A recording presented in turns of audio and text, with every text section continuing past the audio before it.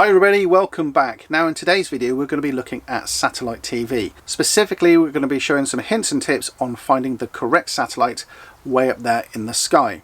Now there's lots of companies that provide lots of solutions and lots of products online of different satellite dishes, different methods of connecting to the satellite up in the sky. There's lots and lots of companies out there which will charge an awful lot of money and want your business.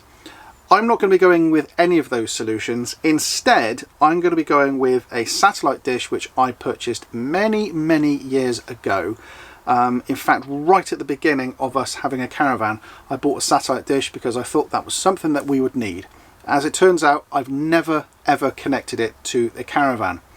And it's compounded a little bit because I've just got it out the car this morning and I've dropped it and I've smashed it on the floor. So the LNB has fallen off the front of the satellite dish. So you know what, this may not actually work.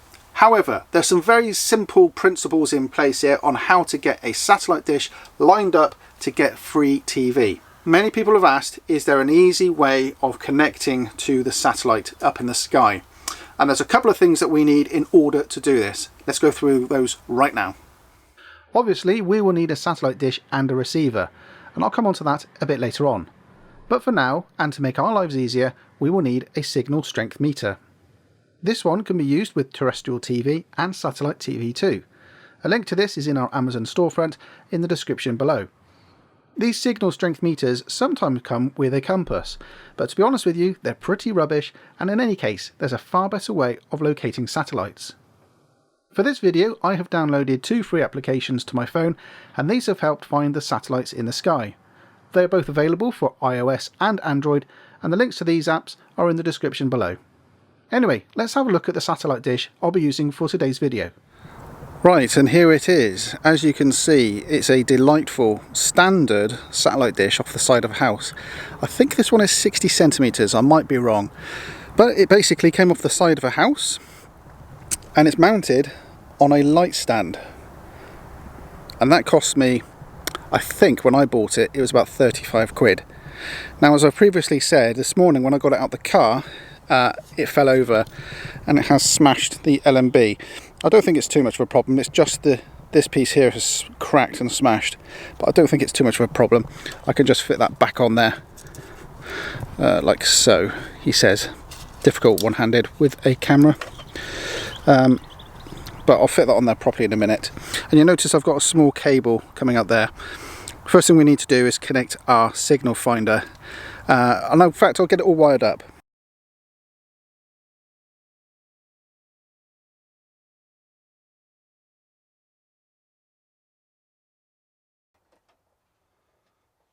Right, now that everything is connected up, let's just talk to you about the TV. We've got an inbuilt satellite receiver in this one, in this Avtex TV. If you haven't got an inbuilt satellite receiver, you will need an additional receiver in order to make this all work. Now, this is not a video on how to get Sky TV. This is not a video on how to use FreeSat. I am going to be using FreeSat as today's example because I know I can get the signal and I know I can get TV reception from it. We now need to know a little bit of knowledge about where the satellite is in the sky, and thankfully there's a couple of apps which I've already mentioned where we're going to use to find out where roughly the satellite is in the sky. But first of all, we need to do a visual check to make sure we can actually see the satellite.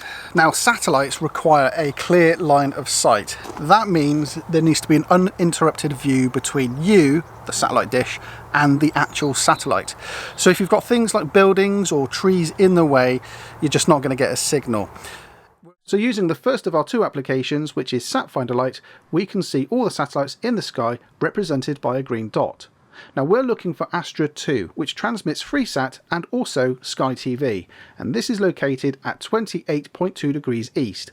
As you can see in this AR view, we have no trees and no buildings in the way, so getting a signal shouldn't be an issue. So let's start finding that TV reception. Before we start moving the satellite dish, let's make sure that the TV is on, and if you have an external satellite receiver, make sure that that is powered on and that the signal meter is also connected. Start by choosing a strong satellite signal, and in my case I'm using channel 4. On my TV you can see that in the settings I have a strength and quality meter to show me that I have signal or not. So that's Our second app, Dish Align, can help us point the dish in the correct location. After choosing the Astra 2 satellite from the list, the app gives us a compass overview which we can use to move the dish left or right. The app also gives us details on the elevation and the twist or polarization of the LMB. This helps us get the best possible reception. What's really neat about these two apps that I'm using today is the information that it's giving you is based upon your current location. Right, I've got it so it's now aligned-ish, and all I need to do now is just tweak the dish a little bit so I can get some signal. So there we go, I've got 2 bars up now, no, a little bit more. So there we go, we've got 2 bars on the actual receiver there. Right, so I can obviously see that we've got a signal now, and as you can see from our little meter down at the bottom there, we've got signal and quality, so it's pretty good signal, pretty good quality, and that seems to be hovering around a little bit, so that's all right. Let's see how many channels we've got. Oh, we've got a full program guide now populating as well, which seems to be quite good. Avengers. Oh look, so that's all populating over quite nicely now.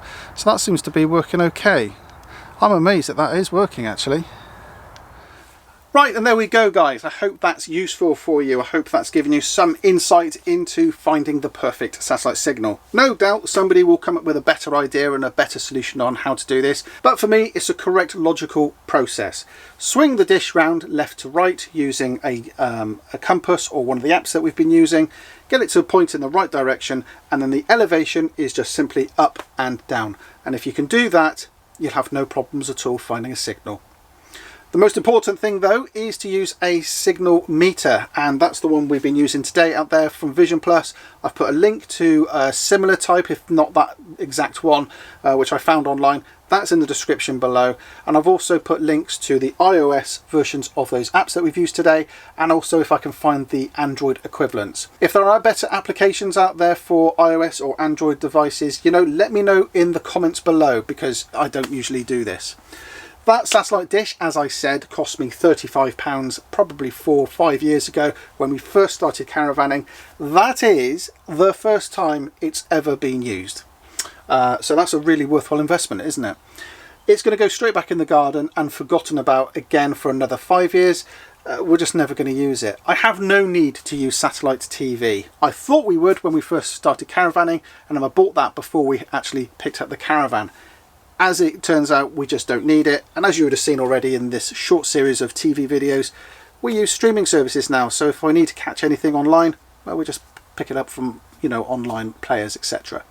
So we're not going to really use that, but I hope this video shows you how we can do it anyway.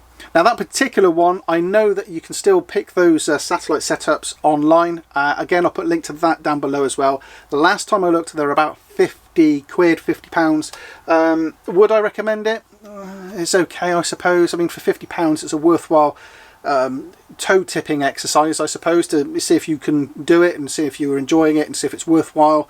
Is it something I could recommend? I don't know. It's a difficult one, isn't it? I mean, we bought it, but we just don't use it. If I was really hell-bent on satellite TV, I might consider putting one on the roof. We're not going to. I'm never going to do it. It's just pointless exercise for us. So 50 quid outlay for never using it. Yeah. It might be worthwhile if you try it, see how you get on with it. I know that Lidl and Audi, they do mobile satellite setups. I have no clue if they're any good. But you know, let me know how you get on with them if you use one. It'd be really interesting for everybody else to read the comments to see who, what systems they recommend.